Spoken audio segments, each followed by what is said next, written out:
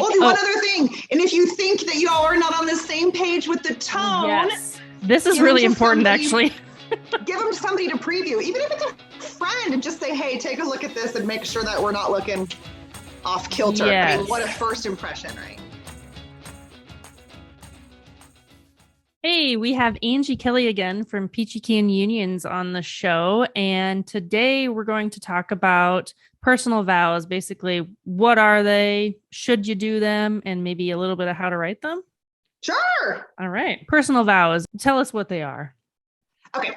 So first, there's a difference between traditional vows, which are more contractual, actually, and more or less kind of governed by the state that your wedding is in.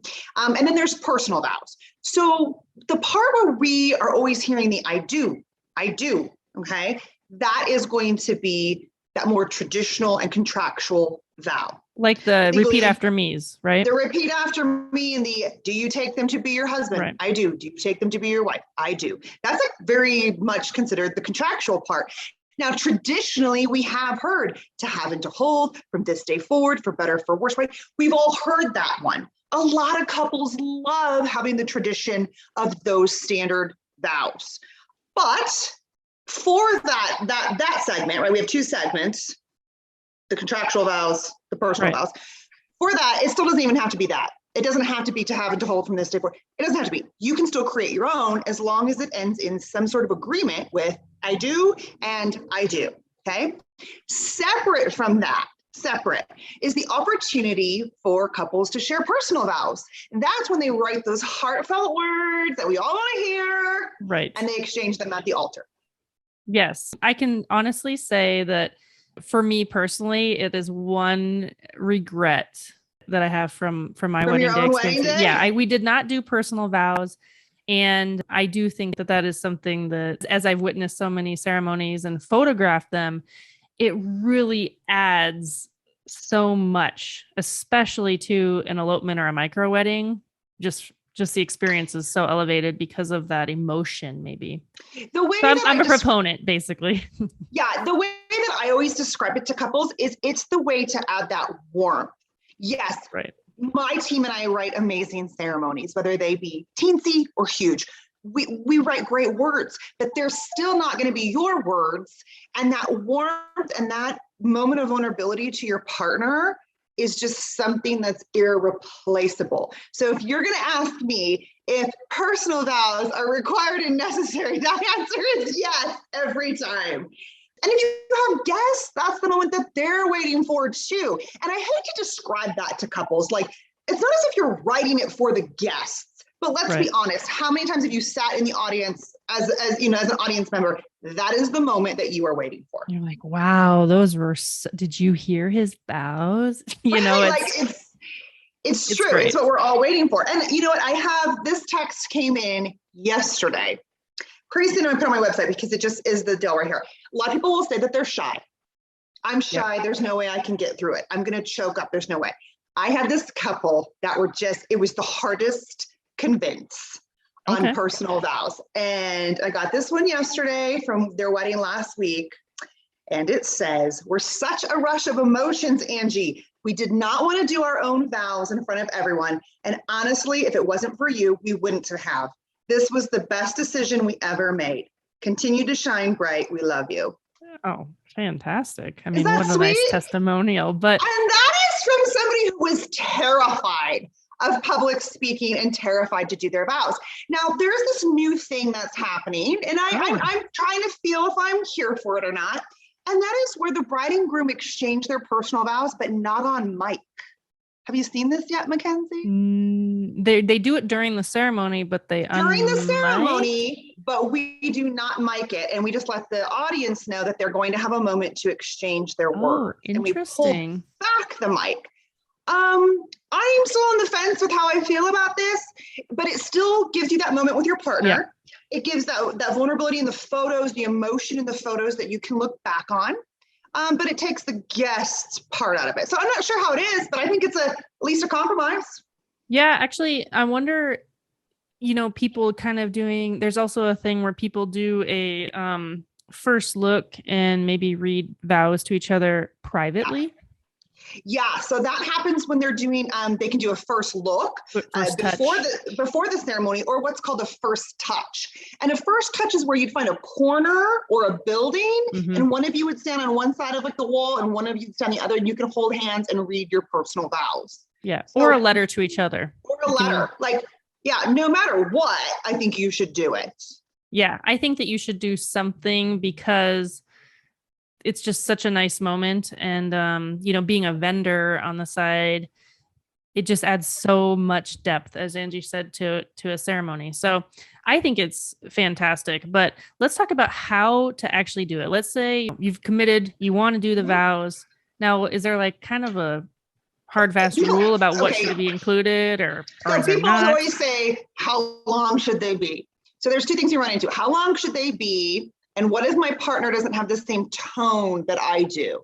Right. We've seen that. We've definitely seen that. And I've seen it in weddings, and it's cringe-worthy. So if you think that you are going to be the jokester up there and your partner's going to be the one that pours out, you know, the heartfelt sonnet, ask your officiant if you can privately message them the vows and they can compare, because it does that's a fantastic idea. Wow. It does look utterly dumb at the wedding altar when someone's like, "Ba-dum-bum, I will clean your hair out of the drain. Ba-dum-bum, I will make cheese dip at football. Ba-dum-bum, I promise to change the cat box."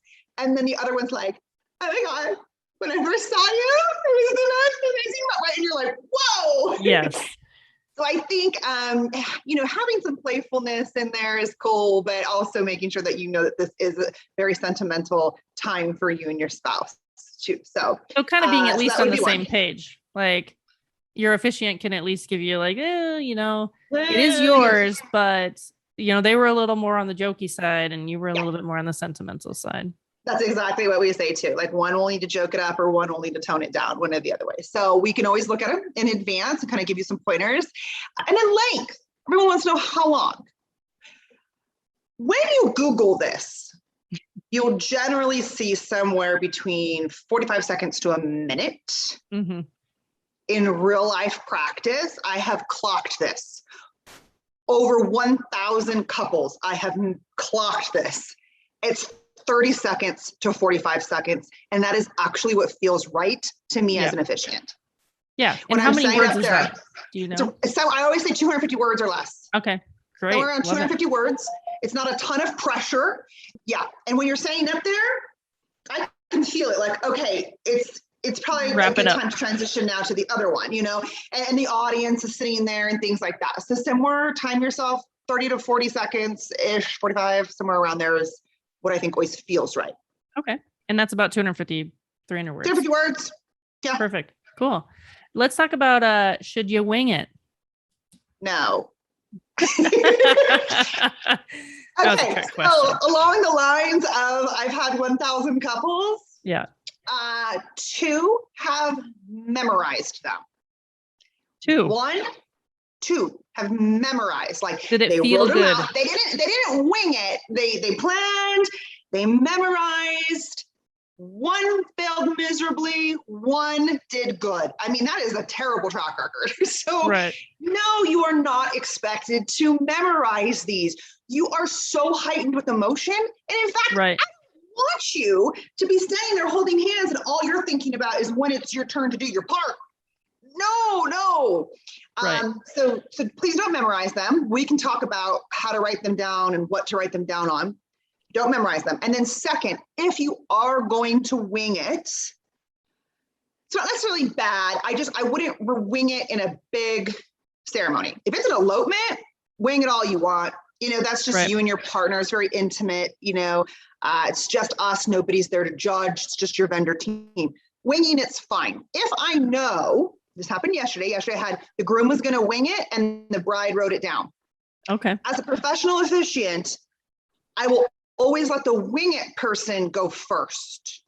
I'm not going to tell them. We never really discuss like who's going to go first unless they have a preference. Okay, for anyone watching out there, I will always let if they're not winging it, I always let the bride go first because depending on the size of her wedding, she might be holding her flowers. I'm sorry, the groom go first because the bride might be holding her flowers and I like her to hold her flowers still and get all your money's worth. While someone's photographing, get all the money's worth while he reads you the vows. You're still holding those, and then you pass off your flowers and read your vows. So I always like the groom to go first. But in this particular case, I will, if someone's going to wing it, always let the wing it person go first. And the reason why is because if you're the wing it person, but you're going second, all you're doing is thinking about how yours should sound, that yours aren't going to be good enough. You're not present on the receiving end. Let the winger, let the one who's winging it go first, get it out of them. And then when they're on the receiving end, they can fully appreciate and concentrate on that. Yeah, that's awesome. And then how should they look? I mean, they make all these fancy vow books now. Right. And we see them and they're gorgeous for photographers to do their flat lays, and they're really handy to keep your vows in. But it's just as awesome when we get somebody who wrote it down on the airline napkin, on the back of their boarding pass, on something at work, it's all crinkled. Like, that is so heartfelt to me to see. And the truth is, with big vow books, you only fill the first 2 or 3 journal pages, and then the rest, the other 47 are blank. Right. So you really don't need anything. You have to consider the bulkiness. Who's going to hold it? Is it going to be your best man? It's popping out of his pocket. So when you're talking scale and size, the smaller pocket versions are typically easier to conceal at the altar than a big book. Yeah, that makes sense. And also holding it, right? Like, it's a little less fumbly, maybe? I don't know. If you don't have a microphone, cool. You have 2 hands and you can hold your book and turn your pages. When you're holding a microphone and you're holding a book and you're trying to flip, you have to put it kind of like down. Yeah. It's more cumbersome. Got it. Yeah. Okay.